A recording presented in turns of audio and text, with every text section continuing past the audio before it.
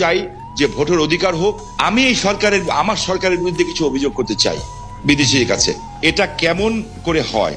ভারতে পলাতক আছেন মাননীয় প্রধানমন্ত্রী শেখ হাসিনা, এবং আমি বিষয়টাকে আগের থেকে আজ করছিলাম যে এরকম কিছু একটা ঘটনা ঘটতে পারে। আমি এই কথা দিয়ে এটা প্রমাণ করতে চাই না যে ওনারা করেছেন দেখে আমাকে করতে হবে, এটা আমি বলতে চাই না। আমাকে দলের থেকে জানানো হয়, সরকার প্রধান থেকে প্রধানমন্ত্রী জানান যে আমার উপরে হামলা হবে। ইট ইজ ট্রু যে আমাকে দেশ ছেড়ে যেতে হয়েছে, এবং আমি যে দেশ ছেড়ে গেছি সেটা জাতির পিতার কন্যা মাননীয় প্রধানমন্ত্রীর একবার না কয়েকবারের নির্দেশের পরিপ্রেক্ষিতে। আমি আমি আমি আমাদের সজীবদের জয় একটা ফেসবুকে, এই যে আমেরিকা গত 2 দিন আগে একটা স্ট্যাটাস দিয়েছেন, 3-4 দিন আগে, অধ্যাপক ইউনূস শান্তির জন্য নোবেল পুরস্কার দেওয়া হয়, যাদেরকে আমরা শ্রদ্ধা করি এবং সারা জীবন করবো। ইটস ট্রু যে এই এরা অনেক ভালো কাজ করেছে, এবং আমি নিজেও চাই যে ভোটের অধিকার হোক। আমি কোনো ধরনের হত্যাকাণ্ডকে আমি সমর্থন করি না, এবং করা উচিত, তাহলে আমি মানুষ হিসেবেই গণ্য হব না। আমরা কি শুধু নেগেটিভ কথা বলবো, পজিটিভ কথা বলবো না? 800 কোটি মানুষও যদি চায় একজন মৃত মানুষকে জাগিয়ে তুলবে, তা তো জাগায় তুলতে পারবে না, তাই না? তো একজন মানুষকে আমি গুম করে দিব, খুন করে দিব, এই বিষয়টাকে আমি একজন মানুষ হিসাবে, আমি যদি মৃত্যু হয়ে যায় আমার, আমি কোনোদিন এটাকে সাপোর্ট করব না। এবং অতীতে কে কি করেছে সেই জন্য আমাকে একই পথে চলতে হবে, আমি সেটাকেও মনে করি না। এদের দ্বারা অনেক সব শ্রেণী পেশার মানুষের মধ্যে ভালো খারাপ আছে, আমরা কি এই কথা বলতে পারি না? ইয়েস, আমি বলছি না যে Awami League is a only perfect party in the whole world, in Bangladesh. আপনি আমার মনের কষ্ট বুঝবেন। আমার 20 জন লোক মারা গেছে, আমার এই পা পঙ্গু হয়ে গেছে, আমি চেয়ারে বসে নামাজ পড়তে হয়, আমার পাটা উড়ে গেছিল, ঠিক আছে? সেইখানে আমার সরকারের ক্ষমতার সময় না যে চার্জশিট দেওয়া হয়েছে, সেই চার্জশিটে আমি যে সাক্ষ্য দিয়েছি, সিআইডির যে অ্যাডিশনাল এসপি, সে আমার সাক্ষী বদলি দিয়েছে। আপনি নিজেও লয়ার ছাত্র, আমিও লয়ার ছাত্র, this is not my witness. আমি চাই না যে একটা ছাত্র সারা বছর লেখাপড়া করলো, সেও পরীক্ষায় পাশ করলো, আরেকজন পড়ালেখা করলো না, সেও পাশ করলো, এটা আমি চাই না। দেখেন, আমি মার্কিন যুক্তরাষ্ট্রের মতো একটা রাষ্ট্রকে আন্ডারমাইন করার কোনো কারণ থাকতে পারে না, কারণ পৃথিবীর মধ্যে এটা অবভিয়াসলি একটা শক্তিধর দেশ না, একটা গণতান্ত্রিক রাষ্ট্র বলা যায়।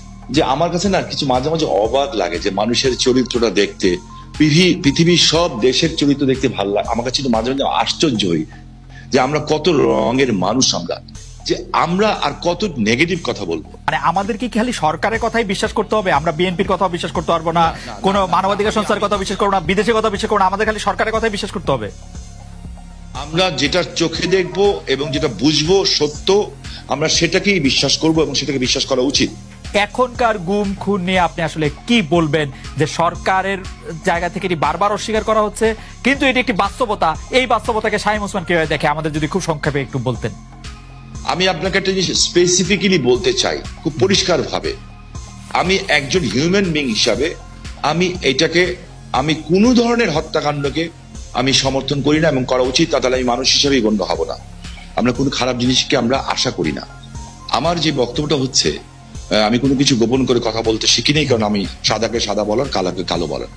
বাট আমার তার আগে আপনার মাধ্যমে, খালেদ ভাই, আমি কালকে বাঁচব না জানি না, আপনি একটা ভালো জায়গায় আছেন, জার্মানি একটা ডয়েচ টেলিভিশনের সাথে আছেন। আমি আপনার কাছে অ্যাপিল করছি, রিকোয়েস্ট করছি, যদি অ্যাম্বাসাডারদের সাথে কথা বলতে পারি, কিংবা বিদেশে যেয়ে যদি বড় বড় মন্ত্রী মিনিস্টারের সাথে কথা বলতে পারি, আমি কিছু অভিযোগ দিব।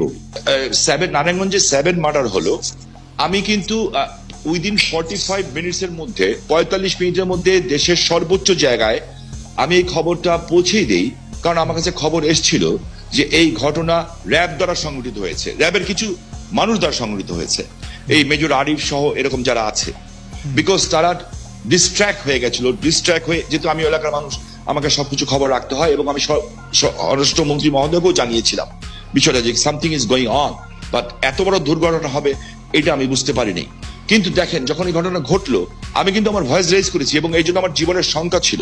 জনাব শামীম ওসমান, আপনার নিশ্চয়ই মনে আছে একরামুল বলে চট্টগ্রামের একজন কাউন্সিলর, তার মেয়ে যখন বলছিল বাবা তুমি কান্না করছো যে, এবং তারপরে যখন তাকে গুলি করে হত্যা শব্দ আমরা শুনলাম, সেই সময়ের মধ্যে কিন্তু আমরা অনেকেই বলছিলাম যে এইখানেই এটি শেষ হওয়া উচিত, কিন্তু এটি আসলে শেষ হয় নাই।